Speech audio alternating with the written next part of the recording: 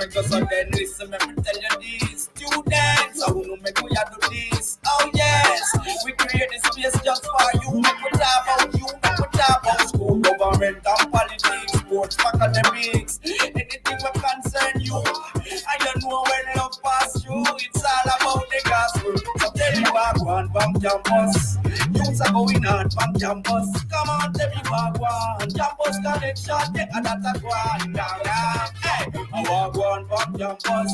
And we are carry lot from campus. Come on, tell me what one. I walk one down. Hey, walk one, everybody want more.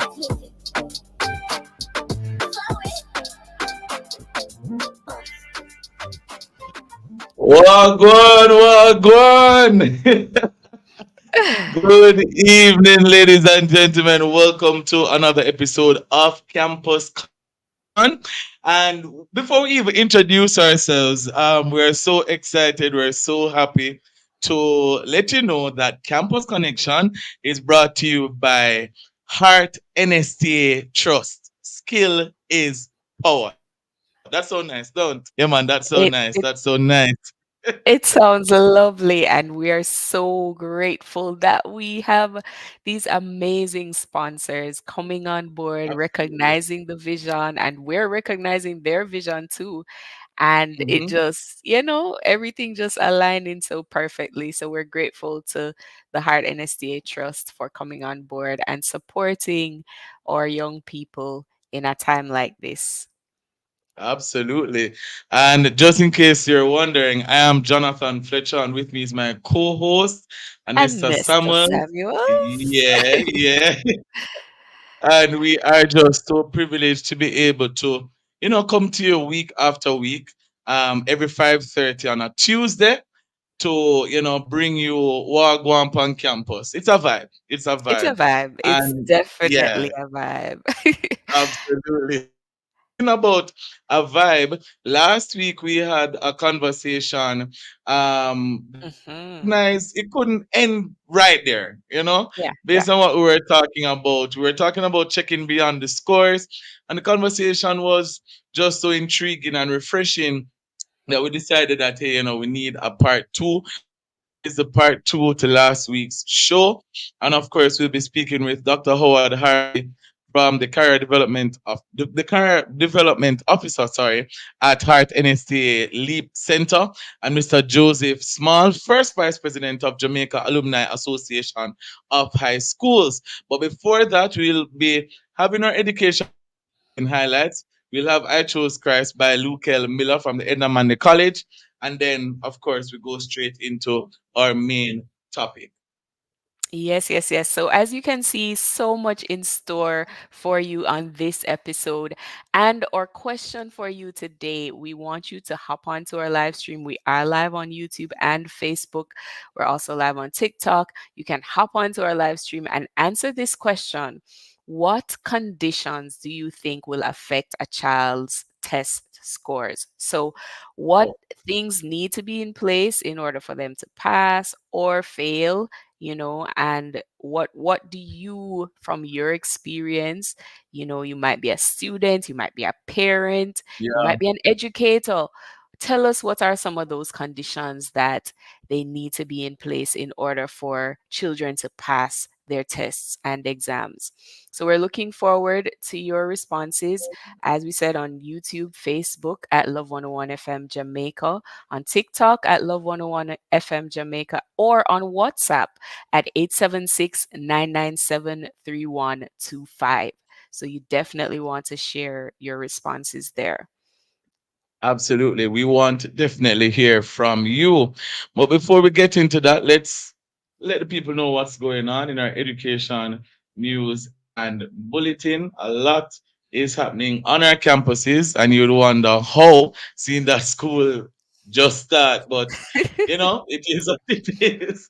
It is what it is. So let's start, shall we? And at an institution where more than 90% of the students enter grade 7 Unable to read, Justin Henry is hoping that his performance in this year's Sitting of the Caribbean Secondary Education Certificate exams will be an inspiration to his Denham Town High School peers.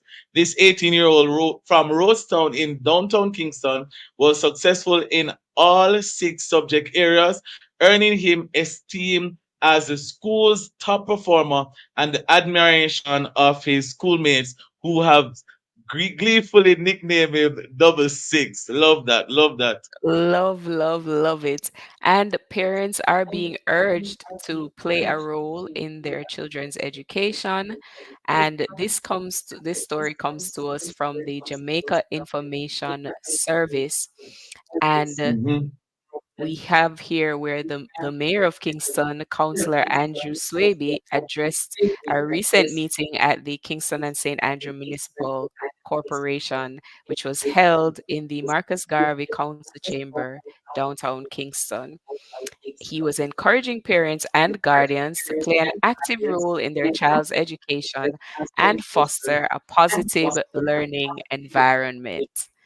So some encouragement there from Kingston and St. Andrews Mayor. Absolutely. And we have another story here, courtesy of Jamaica Gleaner. Over 6,000 students in Western Jamaica now benefiting from Mobay Metro school bus service. So, as schools resumed on September 9, the Montego Bay Metro Company Limited, Mobay Metro, launched a dedicated bus service catering to students from Anchovy High, Cambridge High, Irwin High, Nakalva High, Hopewell High, Mushet High, Rossies High, Spot Valley High, and William Nib High.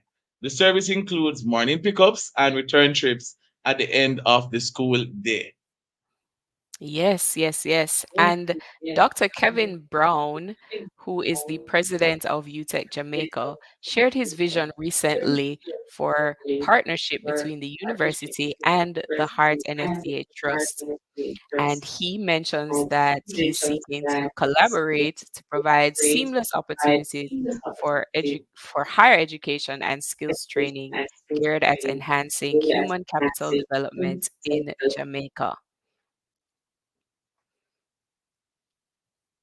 Yes, yes, yes. And going straight into our campus highlights, we have Passion and Purity celebrating 16 years of ministry to the nations. Join them in worship under the theme Serving God with Passion and Purpose. Sunday, September 22, 2024 at 10 a.m. at the Tarrant Baptist Church, 51 Malines Road, Kingston 10. Yes, and we also have the Students Christian Fellowship and Scripture Union. Their national ISCF UCCF church service is coming up, and this will be at the Fresh Bread Ministries International on 40 Market Street in Montego Bay. It starts at 8 a.m. on Sunday, September 29, 2024, and the theme for this year is Walking Together in the Light. So they're inviting you to come and join as they start the year strong. All right, so that's it for our campus news and bulletin highlights. Thank you so much. And I sincerely hope that you will continue to send in your requests. If you have an event happening on your campus, you may very well hear us, highlighting that event or that activity right here inside Campus Connection.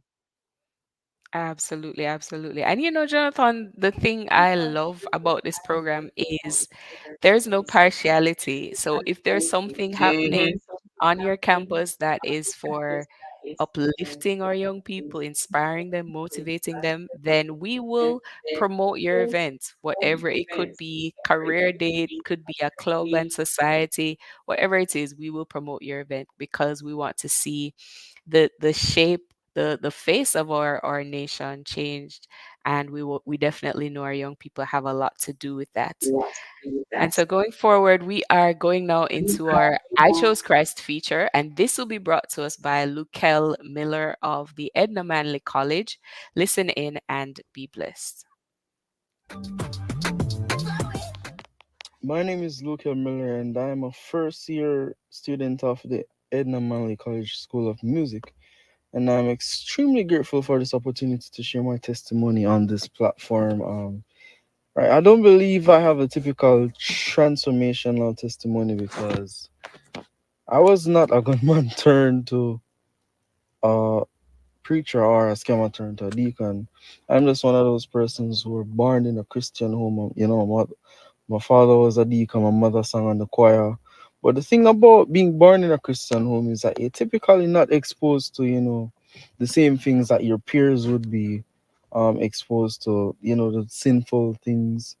And because of this, I became very curious, as to what the experience would be like. What am I missing, the regular sexual experiences, going club, drinking, partying, and all of that stuff. I always wondered, because I had friends who experienced these things and they tell me about it, and I was curious. And I went and I tried to experience it all, and in doing that, I lost myself and I became so uncomfortable with myself. I felt this huge void in my life. I lost my sense of purpose. I didn't know, I wasn't sure of, what I was trying to accomplish in life. I didn't know if anything was even worth it. And I even got to a state of depression where I've been to a place where it's a place of darkness, a place of desperation. And I really don't know, what to do or if there's any hope for me. But it really is at your lowest point where you remember, who is your source and who really is your savior. And that's what happened for me. I remembered who I am, and at my lowest point, that's when God reached out to me. And I realized that most of the things, if not all of the things I was seeking after, are things that will definitely not help me, but to make my life worse. And that's when I really kind of went back to my first love, and it just reminds me, that even though you are born in a Christian home, does not necessarily mean that's a ticket to heaven. You still have to have your own experiences, and they know there are new challenges. There are different tests that we have to go through, but through it all, I definitely see where you have to choose daily whom you will serve. So as for me, I choose Christ, and so should you. Okay. Yes, thank you so much to Lukel Miller of the Edna Manley College. That his last statement was so powerful. He said, "You have to choose daily who you will serve. If you're going to serve the Lord or if you're going to serve sin." And I just believe that is a powerful testimony, Jonathan. It's an Mm-hmm. amazing Absolutely. testimony. And it's so real. Like every day we go on campus or young people, you're experiencing temptations coming your way, decisions, choices you have to make. And every decision is about who are you going to serve? Will you serve God or will you serve sin? And I believe it's powerful that Lukel was able to come out and say, hey, you know what? I'm going to serve God. I'm going to serve God. Absolutely. Wow. Absolutely. Thank you so much, Lukel, for sharing your amazing testimony with us. And we want more testimonies from you, our listeners, our campusites. Feel free to reach out to us, and we will be sure to involve your testimony in our I Chose Christ feature. We're going to take a quick break, so I want you to stick and stay with us after these messages. Jamaica and its workforce are advancing quickly. Life changing opportunities are arising. You need training and support. We are the Renewed Heart NSTA Trust, committed to providing new and emerging skills training and opportunities. Come to Heart. We'll help you claim your place in the workforce of the future.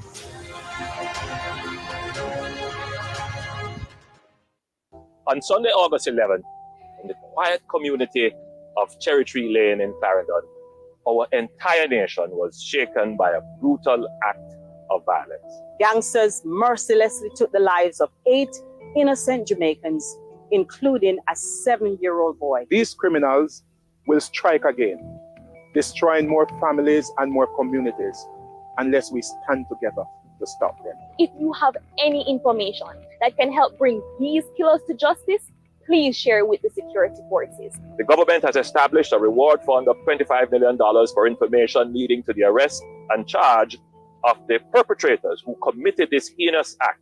The facilitators who supply them with the arms, intelligence, and the transportation. And those who harbor and protect these criminals after the crime.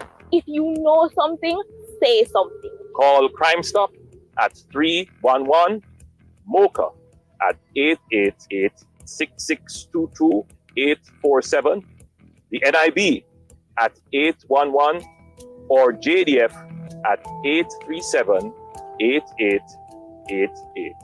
Together, we will defeat defeat the the gangs and develop a culture of peace in our country.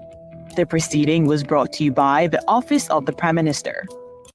Here's why you can't afford to miss the Morning Watch. I love listening to the Morning Watch because topics are discussed and issues are highlighted that are of major importance, which in turn edify me. The Morning Watch, Tuesdays, Wednesdays, and Thursdays. I like listening to the Morning Watch. I find it very informative. I find it very interesting.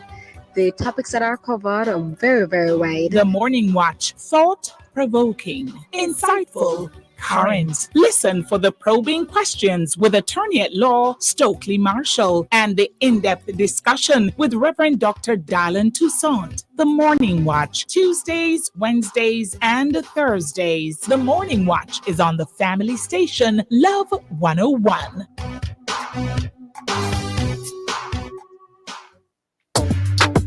Okay, where are the young boys?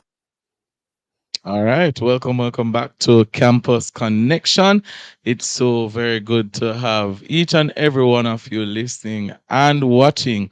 And just in case you're wondering, watching, what is he talking about? Yes, we are live on YouTube and on Facebook at Love 101 FM Jamaica. So you can hop on and see what's going on live and in color. So them say, right? Live and in color? Yeah. Yeah, That- it's we've yeah. had color for a So, while sound now, weird. so.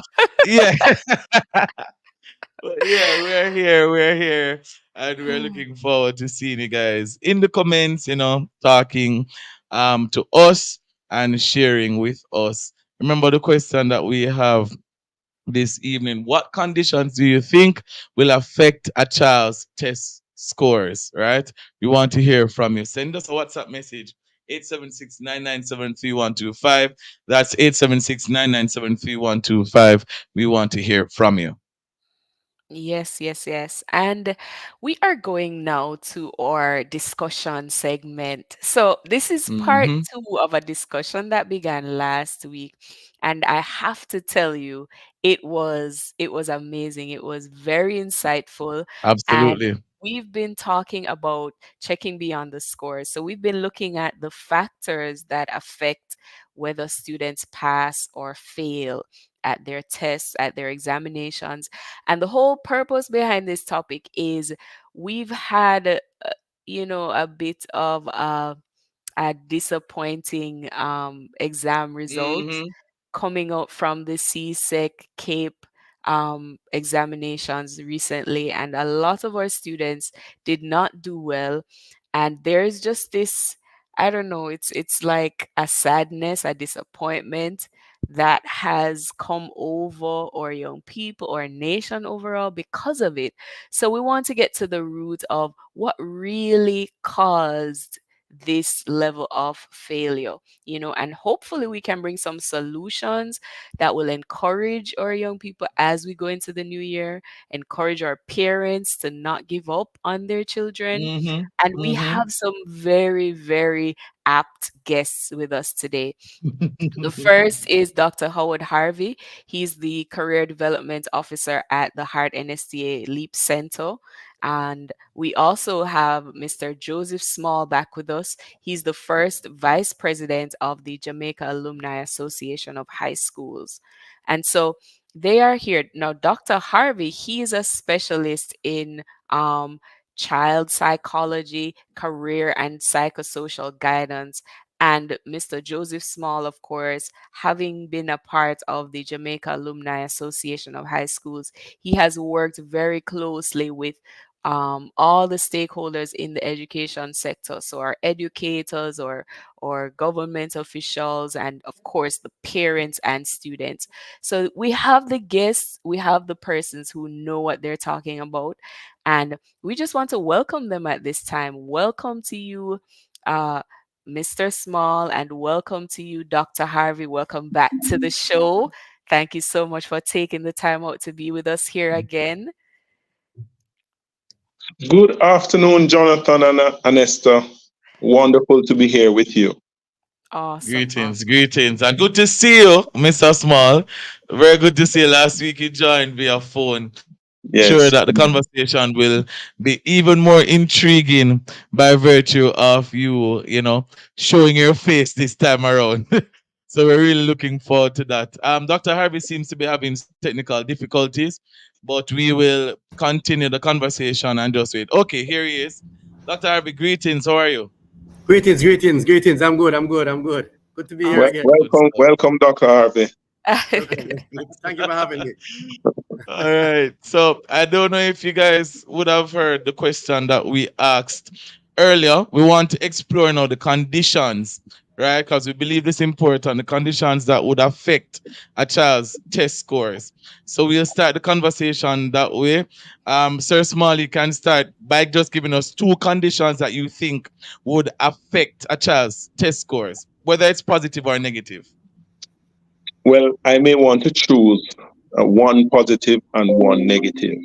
Okay. Now, Fair enough. the negative one is a student who is not well prepared, be it through his own educational process and system, as well as on the positive side, a student that is well prepared. However, there are some factors, including fear of taking an exam, that could negatively impact such a student. So those are the 2 points from which I will mention just now. Thank you so much. Dr. Harvey?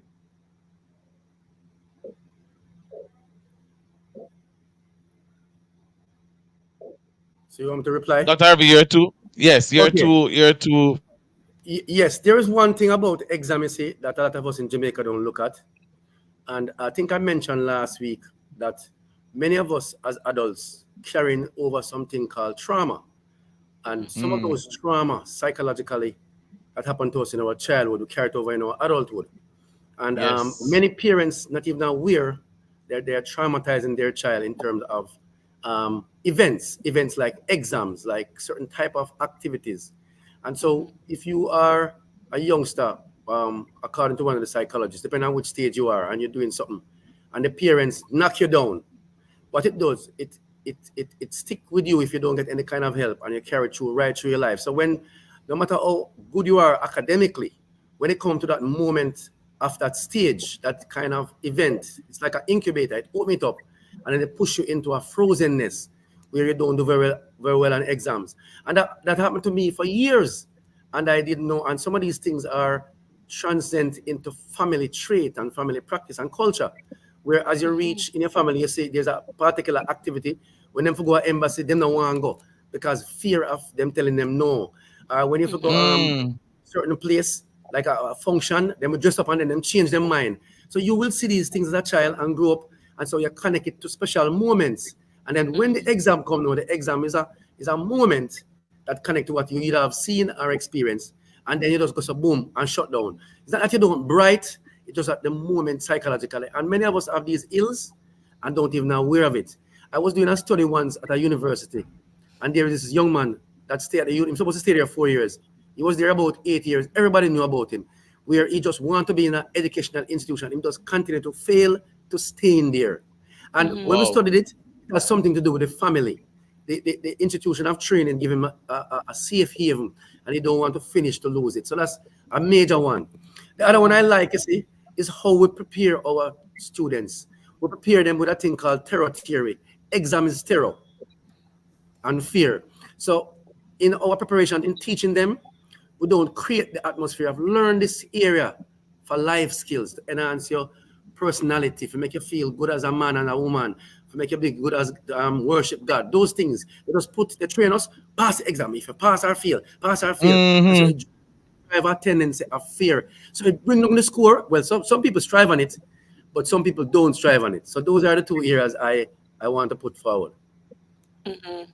I love how we've started this. I just love it. I wanted to go a little bit further. Something came to mind. Is it is there a problem with our model of testing? A lot of our examinations have to do with recalling information that you've learned over a period of time and being able to articulate what you've learned. Does being able to articulate what you've learned necessarily mean that you have learned it, you know how to implement and apply it in a real world scenario? Is our examination where we just do these written exams, is that sufficient, or is that a good way to really test our students? And let me throw that to Dr. Harvey first, and but I'd also like to hear from you, Mr. Small. All right, so I'm going to go on the TVET model, the Technical Education and Vocational TVET model, which is competency based. And this is carrying us throughout the world. A lot of people don't know that skill is what carry the world. Now, how it works is that if you are preparing me to pass an exam, if in heart, the Heart Trust NTA model, this is how they do it. You're just not yet competent. The word yet is what they use to carry you. So you will doing this thing, the practice, you don't yet get the full skills and competence, so you try again. Our regular grammar school assessment is you do it now, you know good. So what it does, it creates a dichotomy, meaning a separation into connecting what you learn to what you do for further enhancement. And so I feel we should have more approach of testing, like we call it alternative assessment, where some people can do drama very well and they can dramatize the thing where you teach them. There's a guy named Frederick Icklin, Dr. Frederick Icklin. He did a study in Almontown where children were being weren't reading at all or anything, and he just made them do dance, drama, and long after their studies show how they advance their academics by doing things according to their skill. So go back to Howard Gardner, multiple intelligence, how we learn and how the individual learn and how they test. So this thing where we test one shot and go where art have a thing called the continuous assessment over a period. So you would do oral, you would do practical, you do demonstration, you do videos, and they culminate them and look at it and say, he is either not yet competent or is competent. And that approach goes far away from me in terms of the assessment. Mr. Small, I would love to hear from you, but I'm mindful that we do have a quick break coming up. So I want you to hold your response till we come back from this break, but we definitely want to hear from you on this topic. So when we return, more Campus Connections. Stick and stay with us.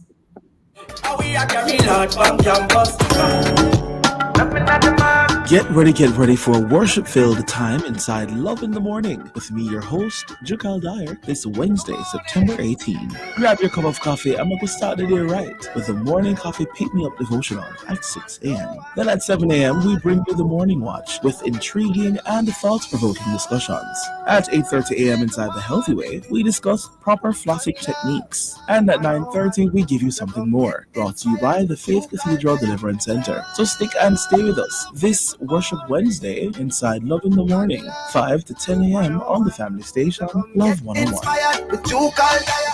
Oxymaster make everything cleaner. The time by Oxymaster, the stain blaster, is... Welcome back to 6:01. Campus Connection. Woot, woot. Welcome back, everyone. We are in our discussion segment. We're talking about the factors that affect test scores and examination scores. And just before the break, I posed a question to Dr. Harvey and Mr. Small concerning the or mode of testing, if that has anything to do with the performance that we're seeing. Is it that this style of written testing and asking students to articulate what they've learned, or to try to write it down, is that a good way to show how much a student understands? And so I wanted to hear from you, Mr. Small, on this question. Thank you so much for the question, Anesta. And I'd want to say that if you look at various individuals advanced in their careers, you would have been able to see that different persons perform differently at different levels. So, for example, a person that goes to a technical high school or a vocational school system, you would see their rate of development differing from someone who goes to a traditional grammar school setting. And when you examine their performances, you realize that the technical and vocational areas, STEM or STEAM, whichever we choose to use, will emphasize the use of skill-based assessment, skill-based activities, gamification even, in the way a student is tested to see how they first interpret, second understand, and then demonstrate the understanding of the material to let you know as an assessor how they understood and responded to the question that was answered.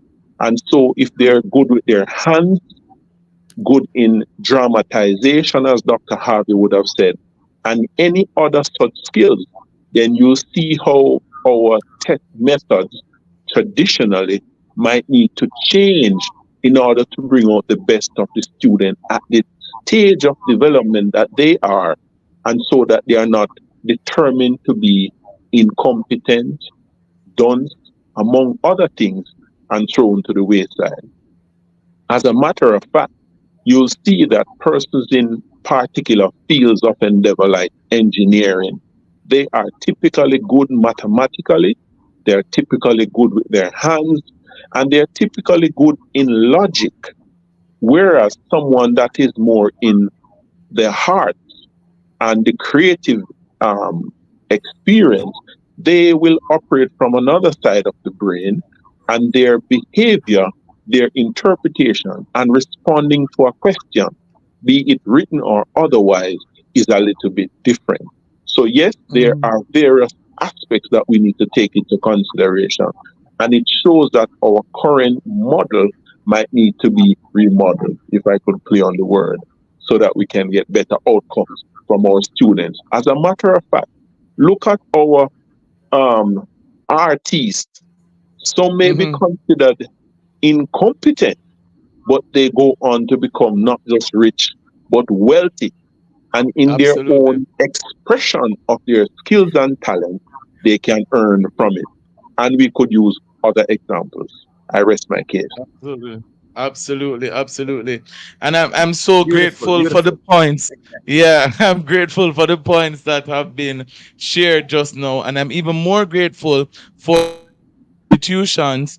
I'm grateful that, Heart Trust, for example, leading the charge in the space of Tibet, ensuring that our students who are not necessarily good at the English language and the English literature, the sciences in some areas, they are able to express themselves based on the kind of person that they are, right? Because I am of the view that we can't fit everybody into box and expect everybody to thrive, right? I really don't see how that like this, so we can push the meter a little bit to let persons understand, even parents listening, the child probably coming home and the English score not so, at like they would want it to be, or the literature score is not what they want it to be, not understanding that their child is actually good with their hands. With that being said, I'd like for us to dive even deeper as relates to the practical side of things, practical testing, right, in schools. How important is it for us to lean more to the actual hands-on kind of assessment as opposed to the sit down and write out the steps. Harvey, what are your thoughts? All right, so I want to just touch a little bit before I answer the question fully. In skills-based or technical vocational education, once we look at it holistically, if you look at the world right now, over 85% or more of all careers hinge on skills. Just look at it. Yes. I am dressed up now. Is a dressmaker fixes clothes. Somebody who have 15 ones and can't sew, can't make a suit like this. Look at the cars. So we could go on and look at the different areas. What we need is to do some assessment, personality assessment with our students and match them with the skill that fit their personality. Yes. Let them become hands-on in those skills and then teach them the grammar through the skills. For example, if you're doing mechanic, you teach them how to spell the mechanic by the touch of the mechanic. You teach them how to spell oil by the... so all the activities that they're going to be doing in mechanic, for example, or electrical, then the grammar now will come in. So what would have done would have created that stimulation through the fine motor skills of touching and doing, and then the brain would now chip in to make space for the grammar to blend in or infuse it in now with the skills. And I feel that if we approach it that way, we would get much more success. And so in doing the hands-on, it must be tailored now to one's emotional intelligence. Let's do this now, you know, one's learning style and one learning intelligence. Howard Gardner and those guys, Albert Bandura, talk about how we amalgamate all of these for the average person who not ready yet for the academic. In Jamaica, we start our children too early in the grammar classroom, and what it does, it do a thing called shock. It shock the brain and push us into a thing called rebellion, especially males, because the system, what we have it here, it more foster females, and so it's not by any choice or anything. What happens is, in most cases, our hands-onness don't get feeding. So feeding mean the watering through, teaching us how to write mechanic, for example, teaching us how to spell mechanic, through touching of mechanic, through integrating with mechanic, through acting with mechanic. Same thing with sports. People in Jamaica used to think sportsmen are dunce. But the minute we find out that look how much sportsmen are sportscasters, because what they did in America, they put the physical sports together with teaching the reading and writing, the communication, the different words that blend into sports. And these people who weren't doing well academically, as Sir said earlier on, become superstars getting billions of dollars each year. So if we do it that way, we should be fine. I hope I answered it. Hold on. Things are again here inside Campus Connection. Very intriguing discussion. But that time you made a solid point earlier, and I just wanted you to elaborate on that point where you said that the system that we have currently, the education system, is more tailored to the female student, right? I've never heard it in that way before. Could you elaborate on that a bit more? All right. It's no fault of ours. It's just what is there presently. I did a study on 35 apartments. Unofficially, my son did the study. And when we check it, of a 35 apartment, five of the apartments have fathers in there. That means 31 apartments is being dominated by females, and there are children there. If you go into the churches, right now, first time it was a little bit lower, but now we have about 80%, 90% female in the church, preaching, teaching, and testifying. You following me? In the schools, there's a prominent boys' schools.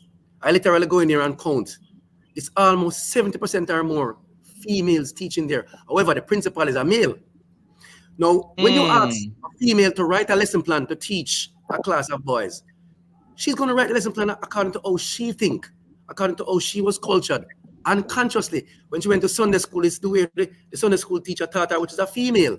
So it's no fault of hers. And then when she's delivering it, she's going to deliver it according to how she feels comfortable, which is female. And then there now goes the pushback. If a male pushback, she's going to react to the male child according to how a female would react. So the system literally tailored that way. Look at the Ministry of Education. A female is there. We should have 2 ministers of education, 1 male and 1 female, to show the balance. And then we deliver the things them equitably like that. And so we are having challenges because it tailored. You know, it's the mercy of God why some of us males come out of this system and do anything, as we call it, successful, you know. Unfortunately, that is so. I'm going to allow my lady co-host to You know, first of all, I'm not gonna touch on the female thing. I'm just not. But I do find it interesting your perspective. And I do believe that we need more male educators. We need more males in, balance the thing. grooming our young people. I do believe that. Our producer, by the way, is a male home economics teacher, and he is actually in our group chat right now saying, yes, this is real. This is real. But you mentioned something that I think is so, it could be revolutionary for our education system. Yeah. You mentioned using whatever is the skill or the interest of that student to educate them, to teach them, not just about that specific area of interest, but to teach them, to educate them overall, to train them in all the things that they need to know. And I wanted to ask Mr. Small, do you agree that this approach could really transform our education system, and also do you think it would cause our students to feel more engaged in their overall learning? I definitely agree with the posture. As a matter of fact, if you were to choose agricultural sciences, for example, and watch the development over the years and see how people would use mathematical formulae to determine how you plant crops, how you build a chicken coop, for example, how you build a goat pen, among other things, and how you would use the physical, hands-on, philosophical position to outlay, for example, with a 3, 4, 5 triangle, to start at one end of the land and then to end up with the rows and the various intervals and so on, and the distance between the plants and so on. That will cause the students to be more stimulated, first with the hands-on, secondly with the arithmetic, and then thirdly to work out the budget, among other things, around this plot of land to create this business enterprise from whatever size land that is.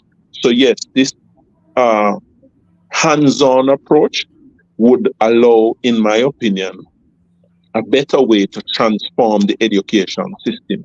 And while I might not agree that 100% of it is because of system A, B, or C, but I will say that we are seeing the transformation not necessarily at the rate we'd want to see, but we need greater transformation of the education system to allow all students at all levels and at all time throughout their development to be able to become their best self. So one might be very fast in the first instance in their personal development, and then they slow down on the back end. And one might be very slow in the first instance, but accelerate rapidly towards the latter end. And we have seen this dichotomy, and we have to do something to enhance the learning and the development at all stages so that we can get the best out of each individual and get them to be their best self. Those would be my comments around that point. Good job. Wow. Love it. Yes, Wow, nice. wow. Rich. Wow. So much to unpack from this conversation. I think we need to head to just regroup. So we'll be back with more Campus Connection after these messages.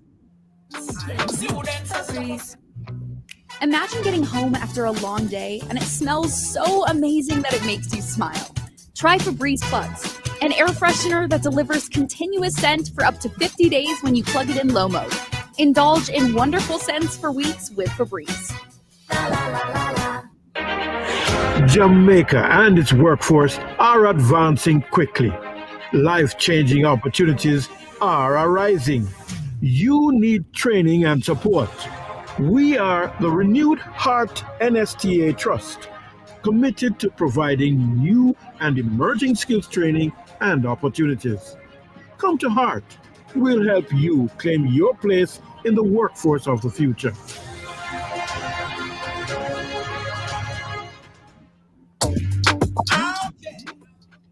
Welcome back to Campus Connection. If you're just joining us, I feel very sorry for you because we're having such an amazing conversation here with Dr. Howard Harvey and Mr. Joseph Small. We are talking about checking beyond the scores. We want to find out the different conditions that would have students be negatively or positively when it comes down to the process of examination or testing.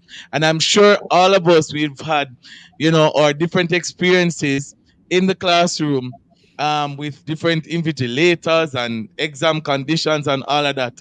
But I wanted to move to the whole conversation around swatting, right? Because to be very honest with you, I am a swatter. I've swatted my way through school. Blessed be I God. must confess, I have. Is it the best thing to do? Who knows? Who really knows? But I wanted to find out. First of all, why do you think we SWAT? Is it because of I heard Dr. Harvey touch on it earlier. There's this term associated with the examination process. So I wanted to find out about that. So, Dr. Harvey, why do people SWAT? And do you think this is an effective way to actually process the information for lifelong learning? All right. So first of all, one of the experiences that I've had teaches me, along with what I've learned in the classroom, that each and every one of us, when we're growing up, again, through the psychological development, there's an era of our life called the trust era, where you develop trust with your parents, your brothers and sisters. And so for some parents, some of the children will never be good. They will never be, no matter what they do, they are compared by the other child or the other. So it's like there is always, they need to do more. And so even though they are bright and talented, and have the skills, they just never feel like they have done enough. It's like the teacher teach well, the parents supported them, go through all that, but they felt in themselves to outdo the other child that they're being compared against. They have to additionally put this other pressure on them by doing this additional thing called swatting. What they do is wait of the moment of, and some people do very well at a point of where it becomes stressful, or the time coming. Right now, the time is now, so they move on the time. So they're stimulated by events of disaster. And so the disaster is the exam. And so they shower themselves or download all the notes at once, thinking that once they do it like that, it will give them progress. You know the sad thing about it is, when they started at first, they sometimes succeed and they feel like they could continue. It's later on when they go up into their higher education that don't require swatting, it requires more concept actualization and practice, then they struggle. It is not good. It's like Superman flying from here to Cuba, and when he reach Cuba, him drop him, do have no more energy, him sleep for 10 days. And so when you ask them, what did you do here and there in that exam? They can't tell you because it was a shock. And many times it put them through this disaster where they usually use some kind of aphrodisia to go through it, like, I don't know what they use, coffee and all these things, because they're trying to download a whole heap of information at one time, and they stay up long hours, not knowing that once the brain is tired, there is no more it can accept. I don't think it's good. My thing is, and I was working with a group of sportsmen, I said, here what we study. When you go to the class, you sit at the first row. You don't sit at the back. Because some of them have visual problem, they don't get the thing properly from a distance. Secondly, you ask every question when you know it. As you leave the class, you start doing your assignment and you start reviving. You spend 15 minutes to half an hour revising every day. After that, you don't need to SWAT. So I think there needs to be a conscious effort in our system where we're putting study skills and it is being taught from home. Now, let me go back to the home. Many parents, I believe, need to enroll in training program, going to school while their child is going to school. You know what happened? Albert Bandura talk about the social learning theory. When I see my son studying, I was disturbed because he wasn't studying. You know what I did? I signed up for a course. And while I was studying, the boy wake up one night and see me studying about 2 o'clock. And when he woke up, he said, "Why? What are you up so late doing?" I said, "I'm studying." He couldn't understand it. He thought that I was being whatever. The next, when he look at him go on and fail, and see me studying, him start get up late at night to study. So what happened? We as parents, that's a part of the showing our children they don't need to SWAT by we being an example. So the Heart NSTA Trust is there. You can do any skill there. No matter what skill you want to learn, you can learn it at Heart. And while you're learning it, your child seeing you studying, going to class, practicing the study skills, and they emulate it from you, and they don't need to SWAT. I love it. I love it. I love it. You know what? I want to big up Heart NSTA Trust. They are our sponsors for today's show, and I know they're doing an awesome job in our nation. So big up to Heart NSTA Trust. I wanted to ask Mr. Small. We've seen. Let's talk damage control, because we've seen, the low percentage of passes. I believe in mathematics alone, it was a 36% pass, and it's a 7% decrease from last year. That's such a low pass mark for our students for this essential subject, and it's a reflection, I believe, that our students really aren't doing well at their examinations. So how do we now pick up the pieces? What advice do you have for our students, our parents, the Ministry of Education? You can give advice to anyone, but what advice do you have? Well, that is such a broad question, Anesta. But I'd want to start by saying, building on the point that Dr. Harvey made, I will reframe it by saying education and learning is a stacking event. So over the years, you'll stack 1, 2, 3, 4, 5 onto each other as we go along in the learning process. So whether it's from the prep or primary level, basic even, secondary level, tertiary, and so on, it's really a stacking event. So in terms of mathematics and the word swatting that was used earlier, you can't SWAT mathematics. And one of the mistakes I believe that some students make is to believe that they can download all these formulae and allow themselves to regurgitate and then pass the exam. I suggest to you that when it comes on to these types of methodological or logical operations, if you don't practice and use different ways of doing the particular question to understand the various operations, for example, then it's going to be unlikely that you'll see a compound formula or some other mathematical operation before you as a student, and to one, understand what you're seeing, and then determining what is the best route or what are the options available to you to arrive at the answer. I have seen where, for example, in my own journey, teachers would give you marks for steps you take.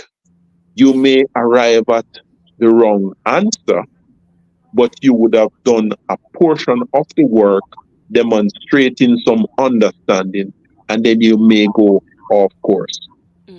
On the other hand, you may see where the students have a particular level of understanding, but the answer is right, but you don't know how they arrive at this right answer. And so all of these things will impact the student. Now, if I were to advise the ministry, for example, I would say a combination of things are required. So last week we mentioned transportation, and I'm very happy to see that a transportation model has been implemented in the western part of the island. I think more of that needs to happen. So we need to get the students to and from school safely, especially in our volatile environment that we now live in. So that's one aspect. A second aspect would be this gamification that I mentioned earlier, where we use some way of teaching that the students will gravitate to.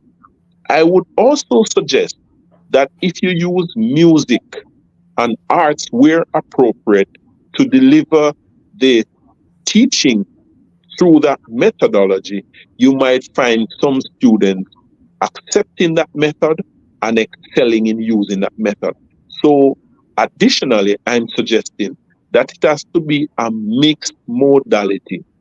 As a matter of fact, you will see that the technical and vocational area, complemented by the grammar area, can allow you to have a more rounded and complete student, and ultimately a more rounded and complete human being that ultimately give you a more rounded and complete society and help the world in that way. And I could go on and on. Wow. Powerful points here from our discussion. We're talking about checking beyond the scores, and we're so very grateful to our guests, Dr. Howard Harvey and Mr. Joseph Small, for their outstanding contribution to this conversation. Very, very important conversation that we're having here. And I sincerely hope that teachers, administrators, Ministry of Education, everybody is listening. And if they're not listening, please send this to them, because I believe some gems have been shared through this conversation. So, gentlemen, thank you so much for being a part of this conversation. And we want to talk to you again, of course. And we hope that you will be back sometime in the future. Thank you for having me. Thank you so much. And just before I go, I must put in this plug where I mentioned last week that JAS, Jamaica Alumni Association of High Schools, had a town hall meeting. And that town hall meeting had experts from the ministry, experts in the area of security, experts in the area of psychology, head of school, like a principal and so on, that participated in what I would consider a robust discussion for a few hours, and the outcome of which I'm seeing can apply to what we're discussing here, as well as what the ministry could do. And some documented evidence obviously will be shared with all these different stakeholders as we seek to contribute to the learning and development enterprise of Jamaica. Powerful. Thank you so much So for give me a sharing. last word. Quickly. Yes, I want to put everything together. The skills, the grammar, but there is the soft skills. That I was referring to last week, the employability skills. Did you know that a young man can be in a class not doing very well academically?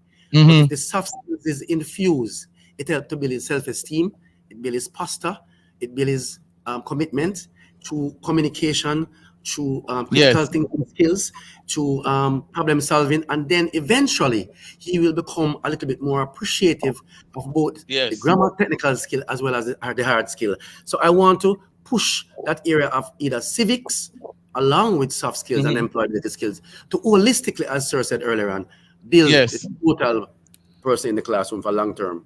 Thank you very much, Dr. Harvey. Really appreciate you for sharing that. Next week is Tuesday, September 24, 2024, and we'll be talking about school nutrition policy. Thank you to our amazing team who continues to do everything necessary to ensure that we have an amazing show week after week. To our guests, Lukel Miller, Dr. Howard Harvey, Mr. Joseph Small, thank you so much for being a part of the show this evening. That's it for the show this week. Big up to our sponsor today, Heart NSTA Trust. Skill is power. See you next week as we explore more things while going on campus. I'm Jonathan Fletcher. And I'm Anesta. We'll see you next week. Thank you very much.